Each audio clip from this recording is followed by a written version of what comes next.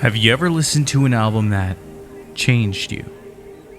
When you heard it for the first time, something just clicked. Each note took you further away from reality and into the world that the record is presenting you. As each song played, you further fell into that place, the part of your mind where nothing else exists. Well, given the audience on this channel, probably. But hey, let's take it a step further. Have you ever listened to an album that does all of that?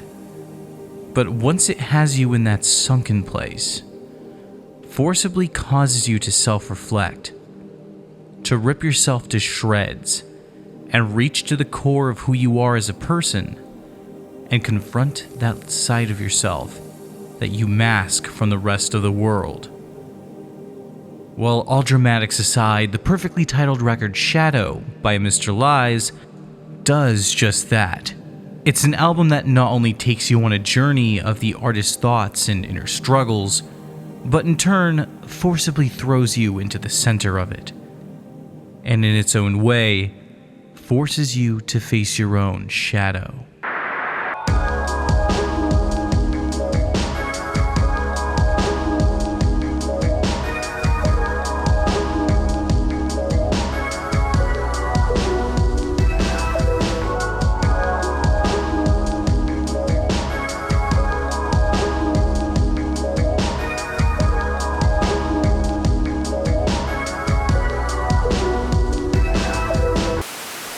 Now, as corny as that may sound, I'm not here to fluff up something that I don't actually believe in.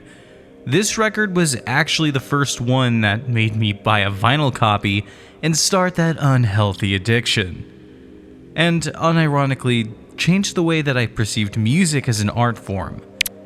Shadow is the second full-length project from Nick Zanka, under his former name Mr. Lies, and it just so happens to be one of those records that does exactly what I said at the beginning of the video. It pulls you into its world and takes you on a journey unlike anything else.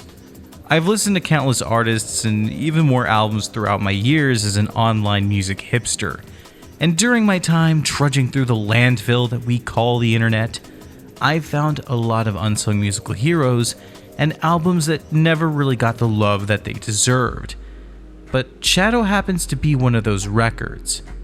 And it's not exactly an album that had no hype for fans waiting for it either, as Mr. Lies was a growing name in the underground who had support from the likes of Pitchfork and Newtown Radio. Yet for one reason or another, it fell into obscurity, leaving behind one of the greatest albums ever written to rot in the abyss of the unknown. So hey, why don't we take a step back and give this record the flowers that it deserves and learn about the unsung legend of Mr. Lies. Howdy everybody, this is Nick Zanka recording from the Music Tech Room. I'm here today to showcase some of my blueprints and ideas for musical scoring for the TV broadcasting program at NCHS, along with what tools and systems I used and how I implemented them into my projects. I will also show what songs or themes inspired me in composing these sort of jingles. Hope y'all enjoy. Mr. Lies is a moniker that has sadly been abandoned, once being a bright example of someone taking more mainstream sensibilities and warping them into these interesting avant-garde sort of pieces. He now goes by his birth name Nick Zanka and focuses on creating purely experimental and challenging soundscapes, like the Project Cassier Lazo, which is this kind of weird drone, ambient, found sound collage sort of thing, or more contemporary takes on things like funk and jazz, which can be heard on the new single he put out just last year. But that's kind of the thing with Nick. He's a bit of a chameleon when it comes to music. From album to album, he's the type of artist that really likes to shed his skin and recreate what he does from scratch, bringing new and challenging aspects to his creative process, as well as the sounds that he actually produces with that process. Hence why this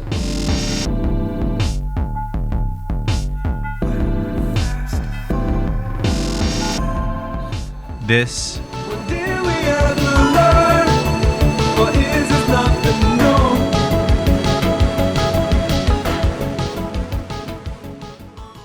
And even this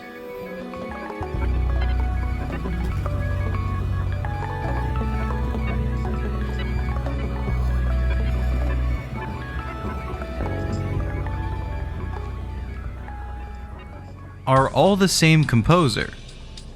Drastic changes in sound and style and warping the tone of the work and making things completely new and alien to the listener base is something that Nick has always sort of done.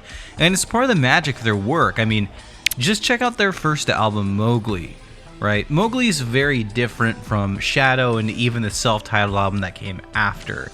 But even as its own debut project, something that Nick himself said was more of a experiment than an album to him, it's brilliant in the way that it takes a simple premise of more downbeat, sample-based sort of techno and transforms it into this collage of various takes on electronic music, unlike really anything else, especially during the time that it came out.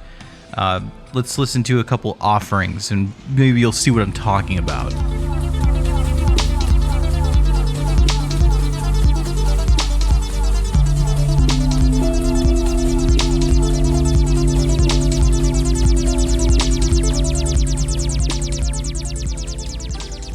This song is called Dionyson, and as you can hear, it has a much more straightforward take on the whole downbeat techno thing. It's something that wouldn't sound too out of place on something like a machine drum release, but it still has this unique and kind of haunting flair to it. And this is cool and all, and you would expect the record to maybe go in this direction if you heard this out of context of it, right? You just heard this on its own. Well, if you listen to the album just a few tracks later, you get the track Hounded. And Hounded sounds like this.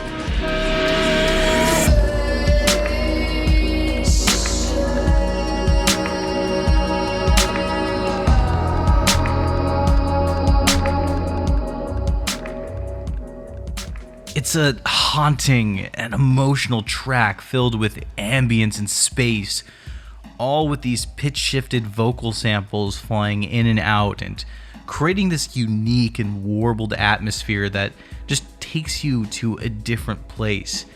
And, well, that's kind of the thing. When you're dealing with a Nick Zanka release, you're going to get a lot of variety and experimentation, but the through line to all of their work seems to be this sense of haunting emotional resonance. And you can even see this with a lot of Nick's even earlier work before the debut of Mowgli. As any old man can tell you, since the dawn of YouTube, there's always been these tracks from smaller artists that will somehow blow up and become these huge legendary songs that people just know. And, well, Mr. Lies happens to be the author of some of those himself, with tracks like False Astronomy and Clean.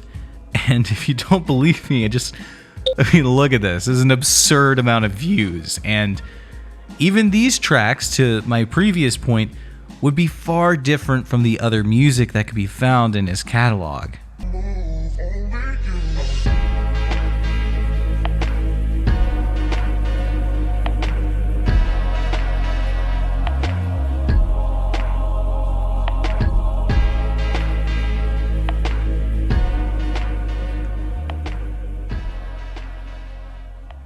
And it was this willingness to try different sounds and constantly evolve while retaining a consistent quality to the music that really allowed for some early buzz to find itself around Mr. Lies, as well as a clear showing that he wasn't going to be yet another artist that was going to sell out, stick to the bread and butter, and chase after star power through conventional means.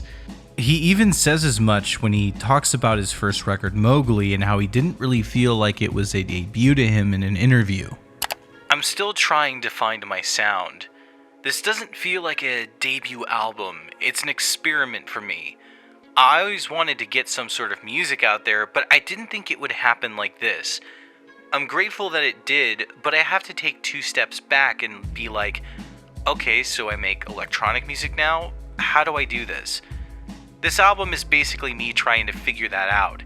I have a feeling that the next release I put out is going to be much more of a process and a journey than this was.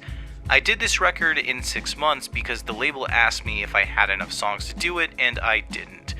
So I can see where people come from by saying there's a Mr. Lies sound, but I don't think I fully found it yet. So even all the way back in 2013, Mr. Lies was hinting at wanting to do something much more than just the underground electronic stuff that he'd been building a name behind. Though it was this very nature of constant shifting and changing that would end up causing some of the events that would, make him fall into obscurity. And while we all might be able to play our own little pretentious armchair mind games and throw our own useless shoulda, woulda, coulda comments about it, I do actually think it's admirable that Nick was brave enough to just continue his own artistic evolution and just create the music that they truly wanted to make, rather than try and re-release the same song hundreds of times with various remixes, like other big producers at the time. After the release of Mowgli, Nick would disappear for a bit of time, bunkering himself down and working on what would become his second full-length record, as well as his magnum opus. And that would be Shadow. Hey, this is Nick Zenka from Mr. Lies, and we're here at the Under the Radar party, and this is my first year at South by Southwest, and I'm loving every minute of it. Shadow would be released in October of 2014 to, relatively middling reviews. It was an overall mixed reception, with most people feeling like the whole thing was kind of mid. It's around 3 stars, not horrible, but not great. And it's a really big shame considering that this album really did deserve to be adored by millions and looked at as a defining moment for the world of music. But sadly, due to it coming out from an at the time up-and-coming EDM artist, known mostly for their lush ambient smokeout tracks, it was released to probably the worst audience that could have found it. It's been over a decade at this point, so we need to remember the era in which this actually came out in. For context, 2014 was still during the peak EDM craze. The Brostep moment had come to pass and was beginning to really wane off during this period, but this is also when that whole party trap thing was hitting its peak. Snoozefest house acts like Zed were headlining big festivals, and the Chainsmokers were just beginning to gear up to begin their takeover in 2015. So the mainstream was too mollied out and brain dead for anything like Shadow. And the underground scene that Mr. Lice came from wasn't all that much better itself. It was definitely a lot more accepting to complex and challenging material, but not so much so that a record from a producer known for his instrumental lo-fi sound could get away with transitioning to becoming an artist writing avant-garde and genre-bending material with a big vocal focus. And that vocal focus was something that he had always intended to bring into the music, mind you. It's always been my intention to sing on this project. I've been writing songs in the traditional sense far before making songs on Ableton. I hesitated on it for a while because I thought I had nothing to write about at the time. After Mowgli was released, a bunch of amazing and also devastating shit started happening to me, and that was kind of the basis. Adding vocals wasn't difficult in the studio, but live I'm still getting used to the nakedness of singing in front of a crowd, which is something I haven't done since theater in high school. Well, most of the time when artists change their sound, they say, "Yeah, man, I just wanted to make what I always wanted to make, And you have to take it with a grain of salt, because 9 times out of 10, they just transitioned into whatever's popular at the moment as they're grifting and selling out for even more fame and cash. But with Nick, I actually believe him, because he didn't just passionately croon about the sad life of a college kid recording albums at his parents' lake house. In terms of my relationship with music as a listener, my ears get bored easily. I listen to music with very strong undercurrent with harmonic shifts and rhythm. Half the shit we listen to in the car is late 70s jazz fusion shit. It's either that or Prince. One of my main goals is to make music that appeals to a younger version of myself. When I started making it, I was listening to all the cliche listening to good music for the first time. Radiohead, Bjork, etc. And I was basically trying to channel that the best I could. dynamically speaking, High is basically a copy of Weird Fishes by Radiohead. I'm basically mimicking the build of that song with that particular song. It's about borrowing structure in the most tasteful I can possibly do it. There's a line between doing it too much and doing it completely unaware of it. Now, to actually talk about the record, the album starts off with an ambient piece, one titled Nymph, that leads us on an 8-minute journey.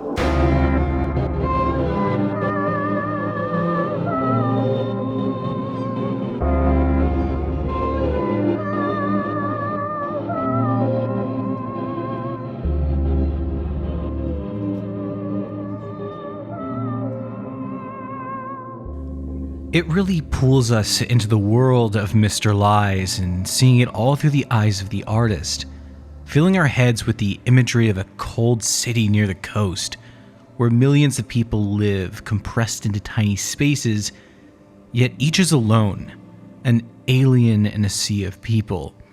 It really sets the tone for what the rest of the record is going to be like, giving us glimpses into the turbulent yet lush nature of the album. Though it's on track 2 where we finally get to hear the voice of Mr. Lies, carrying itself above a much more pop-oriented indie-tronica track. With all the rats you smell, no talk of where you've been. You're homesick for a hell.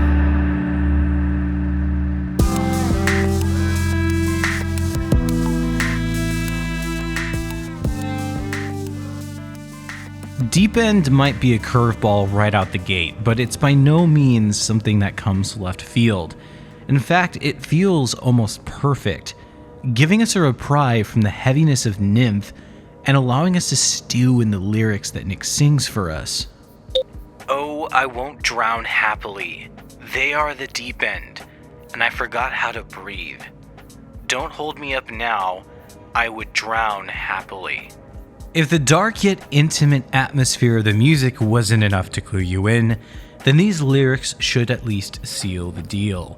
Shadow is a record about reflection, pain, bitterness, and confusion, but not in a self-loathing or preachy way. Rather, it nails down the subject matter in a way that I haven't seen many others pull off. And that's purely due to just how great the songwriting and vocal performances are on this record. When Nick sings, you believe it. There is no hesitation or a phone-in of emotive attempts. Instead, the way the lyrics flow with the instrumentation makes them feel almost like an instrument themselves. Yes, they're still the main focus, but they play nice duets with the violins and other organic elements of the music, as they both contrast and complement the synthetic drums and the synths that make up the backbone of the music. And this is continued on as all of this is expanded upon with track 3, New Wolf. A song where the music takes a bit of a backseat, becoming much more minimalist in nature as Nick tells us of a broken relationship. The door is closed tonight. Your nose is bleeding. You refuse to change your mind, and this is why we can't have nice things. There's a referencing to past admiration, but a continued will to leave everything behind. The production on this song really steals the show though, complementing the lyrics and building us the story that Nick tells us as it gets thicker and thicker. It's the first time that we really get a taste of just how bitter the album can get, and in a twisted way, the song feels like it's both about a broken relationship and a reflection of how the narrator feels about themselves. I'm amazed that you'd still share the bed, but I'm not bitter. While I resist the urge to laugh, you smoke down to the filter. This is why we can't have nice things. Is this really what you wanted? It's a brutal reflection that the more you listen to it, the more it feels like a double-edged takedown of both the narrator and their partner. And It's here where we meet another song that takes the cake in experimental production and also as my favorite on the album, and that is A Room Without.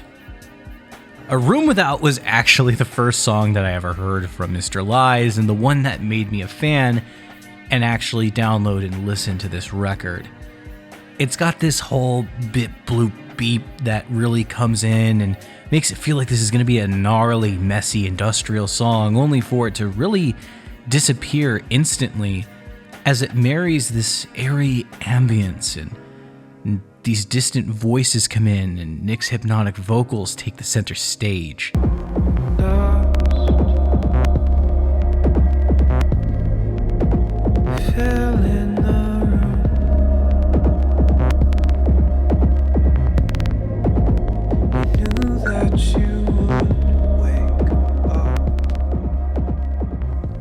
It's just beautiful and so perfectly executed. A Room Without also holds my favorite lyric off the record, and one that I think can really define the album. What happens now, the voice that you pray to, is praying back. It's a simple but powerful line, and it really recontextualizes a lot of what we've heard from the record at this point, making New Wolf and Deep End really feel more like tracks reflecting on their author, while all the titles play more on each other, but we'll come back to the titles later. A Room Without is followed up by another amazing song, and that's High, Shadow's most straightforward and stripped down track.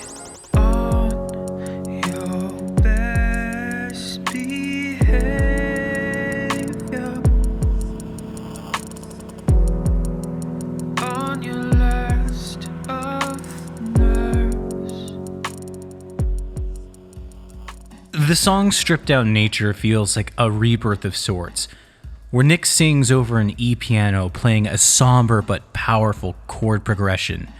A simple but glitchy beat plays in the background to complement it. And the lyrics on this track reflect on the darkness and insecurity of our narrator. Within your indecision, see nothing's turned to dust. Yeah, sure, I let you back before. These ribbons barely knot. Tell me, is this still hurting now? It's just a really touching song, and its breakdown is, it's something you have to experience at least once in your lifetime.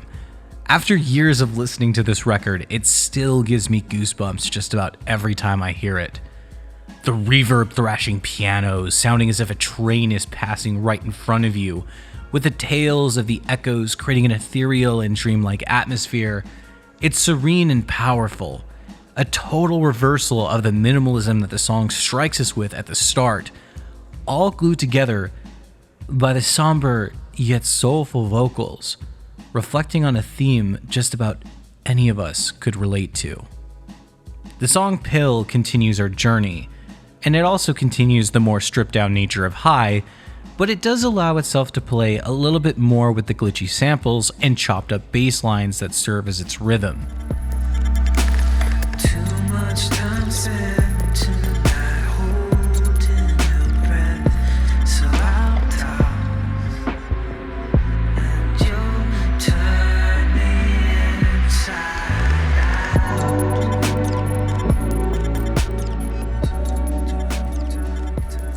Like High, the song is much more straightforward, but less as a means to give reprieve and more as a way for the vocals to again take the center stage.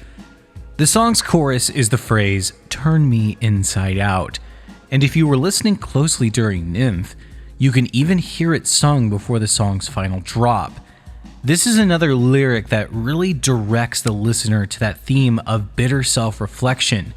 It can be taken as another song about a broken relationship, or as how the narrator may feel about themselves. And this theme is continued yet kind of put down a little bit with Stuck/Ouija Fade. It's the second to last song on the record and brings back more of the strange experimentation that Shadow has played us with in spades. The first half of the track plays like a groovy song about always finding yourself in turmoil, only for the track halfway through to completely stop and transition into a wall of lush and airy sounds, where a voice talks about what it's like when someone dies and how everything about that person just stops and fades away. When someone dies, everything inside that person stops. The heart stops. The breathing stops. The thinking and the feeling stops.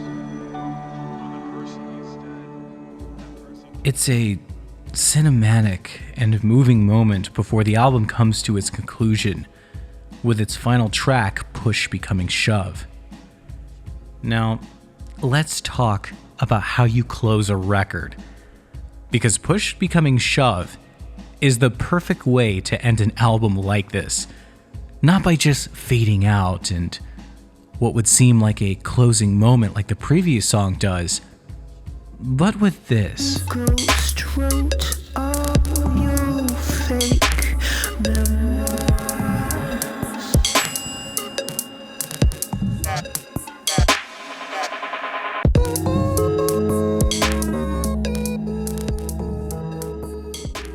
This song is an experimental electronica track with some of the most bitter and jaded lyrics that we've heard yet. My legs were both broken at birth. Excuse me if I should stand up. Talk about dark.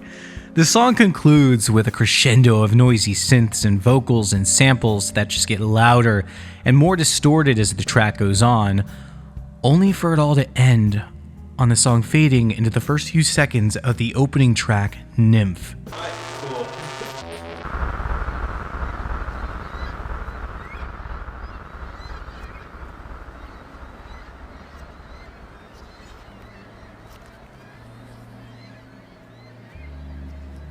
And with that, the album concludes.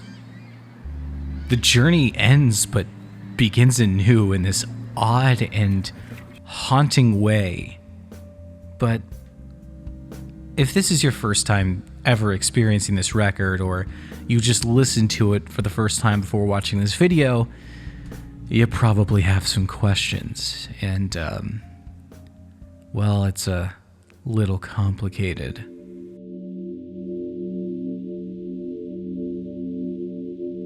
So you're probably wondering what this monster of a record actually means, given that not just is it musically dense and rich, but especially its lyrical content is written in a way that paints a complex picture. And here's the thing, I've been talking about it throughout most of the video, but let's really dig into what this whole thing is really about. From all the lyrical snippets I pulled, it's pretty telling, but I do recommend you listen to this record for yourself at least a couple of times to get the full experience. Shadow's meaning is in its name, shadow.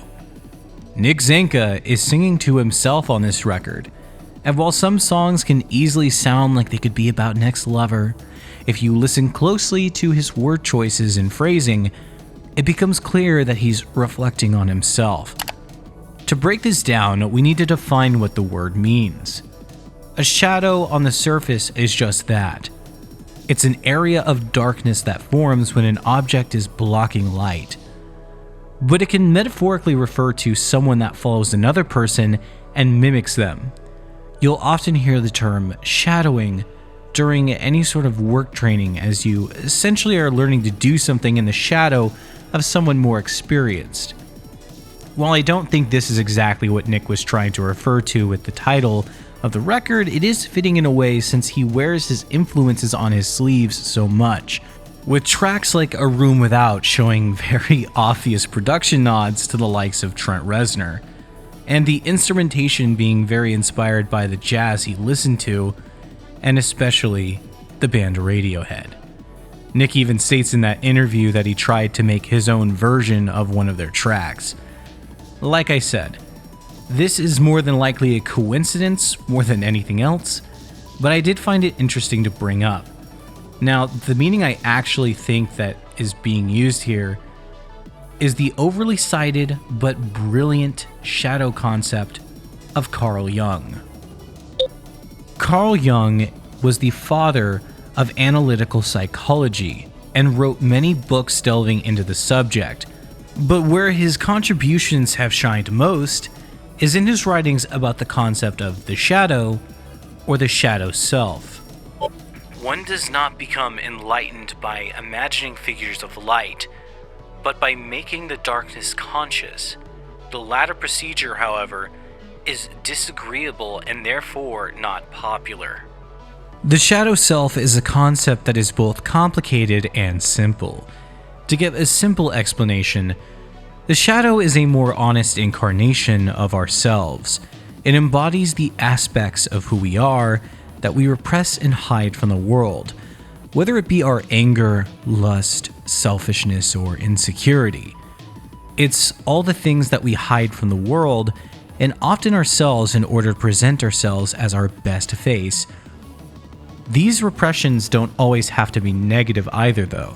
Oftentimes, people repress their kindness and vulnerability as well as their interests due to, again, wanting to keep the optimal image of who they are.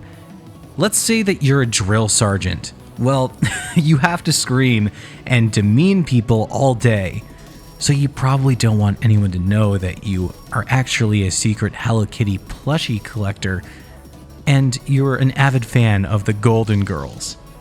I know, it's a stupid and pretty extreme example, but it does cut to the core of what I'm trying to get at. The SAP has a great article going over the basics, but what's relevant to the album at large is this. It may be helpful to think of the shadow in a vertical way. At the top is the personal shadow.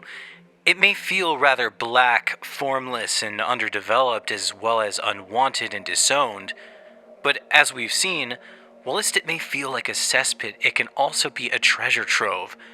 Below this, but not divided from it in any way, is the collective shadow. This, like the personal shadow, is a relative in that it will be in a part culturally determined. It consists of which opposes our conscious, shared, and collective values. Jung had a deep interest in the shadow. It is form and content, and in the process of assimilating the thing a person has no wish to be. He saw quite clearly that failure to recognize, acknowledge, and deal with the shadow elements is often the root of problems between individuals and within groups and organizations. It is also what fuels prejudice between minority groups or countries. It can spark off anything between an interpersonal row and a major war. This is perhaps why the general index to his collected works contains over 2 pages of references to the shadow. Becoming familiar with the shadow is an essential part of the therapeutic relationship of individuation and of becoming a more rounded, more whole, and more colorful. This whole album is a fight for actualization. Many of the songs are reflections of Nick himself and the struggles he is having in accepting the image of who he wishes to be and who he really is. Even the track names offer this up. The title track, Nymph, could easily be looked at as a reference to promiscuous women. But that's the thing. That doesn't really have any stake here.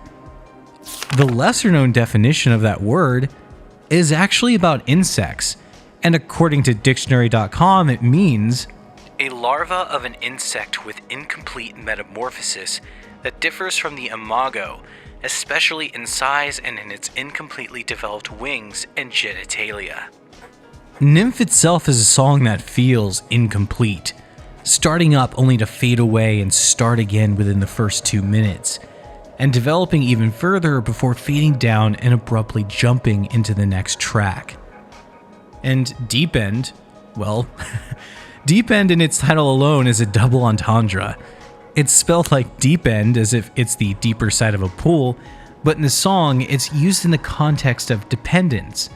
The song's lyrics tell of someone obviously living an unfulfilled life and having a hard time accepting themselves and their loss of friends, meaningful relationships, and any fulfillment in life, going as far as to say that they wouldn't mind just drowning. And as we already talked about on New Wolf, that song is a bitter self-reflection of frustration and disgust, with the song ending on Nick's choice to leave that version of himself in the past. If we jump over to A Room Without, that's a track that's all about change, realizing it's time to evolve but struggling with making that decision. And this is further expanded upon with the song High, where Nick again sings all about his indecision and discontentment. And only to continue this theme even further, we have Pill, which may be a different conclusion than what you expected. Rather than fully embracing change here, after the entire record has essentially been about trying to embrace change, discontentment and bitterness and frustration, it's here where the narrator begs to be turned inside out. Rather than trying to change themselves, they're asking for either a higher being or those around them to just rip whatever they have at their core to the surface. Something I believe is referencing to change, but in a way where it's less of a I'm changing who I am and more so I want what's inside of me to be reflective of what's on the outside as well. While still an embrace of change, it sounds less like acceptance and less like a will to change, and more like a desperate cry for help. Or in essence, an attempt to fully embrace his shadow and walk with all his repressions out in the open for everyone to see. And the album's conclusion builds upon this with Stuck/Ouija, breaking down what is a song about death, and the mean-spirited and cynical lyrics of its following track, Push Becoming Shove, shows just where the narrator is by the end of the record, all before it just fades out and cycles right back to the beginning of Nymph. What's most peculiar about this is that despite the aggression that runs rampant in the song Push Becoming Shove, Nick's vocals are sung in a desperate and weak-sounding way, as if this version of himself, whether it's the shadow or who he was at the beginning of the record, is crumbling apart at the weight of all that's around him, the weight of his shadow. And while I can only speculate as to what that means, I do have my thoughts. If we refer back to that article I brought up earlier on Jung's view of the shadow, it does say this. This process, the assimilation of the shadow, leads to self-acceptance and self-forgiveness. Grievance and blame give way to the taking of responsibility and attempts at sorting out what belongs to whom. A fierce conscience, which tends to be self and other punitive, can relax, and personal values can be set in counterpoint to collective morality. But with the final tracks on this album both abruptly breaking at the very end of the album, having us meet right at the beginning, right where we started this entire journey, well, it plays directly into the title of the album's first track, Nymph. It's an incomplete metamorphosis, and the journey of self-acceptance, forgiveness, and assimilating the shadow just begins again. The album itself is a musical Ouroboros. It's a vicious cycle that Mr. Lies can't escape, and with its masterful production and songwriting, it truly encapsulates the feeling of being lost in one's repressive shadow. While obviously this album wouldn't end up being the critical success that it deserved to be, it did end up leaving a massive impact on the handful of people who lent their ears open and honestly to it. Since Shadow, Mr. Lies has gone on to make a name for himself as a behind-the-scenes person, putting out one final record under this moniker in 2019 before bowing out and stepping into a more producer role, as well as working in other aspects of the industry. If you're curious, you can find all his various credits on his website, as well as Nick has also put out other material since then. He may have ended the Mr. Lies moniker, but the music still runs through.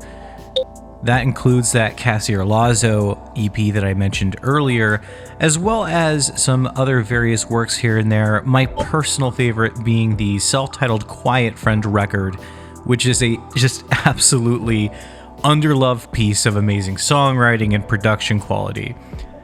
If you liked any of what you heard in this video, Quiet Friend is worth your time, and so is just about all of Nick's other works at that. But regardless, I have left his website and Bandcamp links in the description. If you liked any of what you've heard, please pick something up, because the music is absolutely fantastic. And if there's anything I've tried to convey through this video, beyond just analyzing this thing and musing about my own personal, opinions and experiences with this music, it's that this is an artist that has slipped under the radar in many ways and really deserves the love and admiration that their music demands. And going forward with this Hidden Gem series, that's what I plan to do. I want to use whatever little bit of an audience that I have to create a spotlight for those who deserve it and discuss their works in a way that fits them. But with that, I think it's time we bid adieu. But before we go, I do have just one last thing to show you before the end. This is my wall of shame. The list of names of the people who don't want me homeless and bankroll the content that you see on my channel. They give me the incentive to keep going beyond just my own personal compulsions that force me to make others hear my opinions. Now, all jokes aside, I can't thank you all enough for the support, and it really does mean the world to me. And for those still watching who want to support, you can find my Patreon link in the description, as well as a Ko-fi page. And for those curious, this is the beginning of a new series.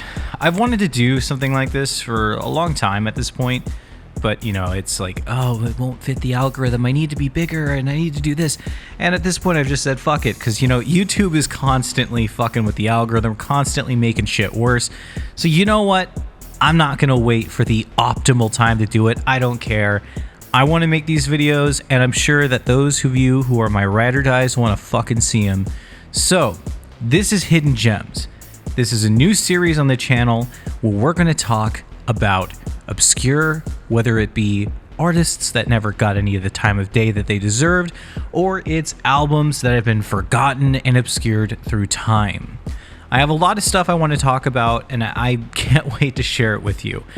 This is also one of those videos, or I guess video styles that I'm going to be doing that is a bit more off the cuff. It's not as structured as the traditional music content that you can find on this channel, and that's on purpose. I want to be able to come out of my shell a bit, be a bit more personal here, because just about everything I plan to talk about in this series is going to be stuff that means a lot to me and is very personal to me in terms of, just how good it is. Shadow is, like I said at the beginning, what made me buy a fucking vinyl for the first time. It's one of my all-time favorite records. It's in my top 5, if you can believe that. So, with that, I'm going to actually bid you adieu. I hope you enjoyed the video. If you like this series, I've got a lot more on the way.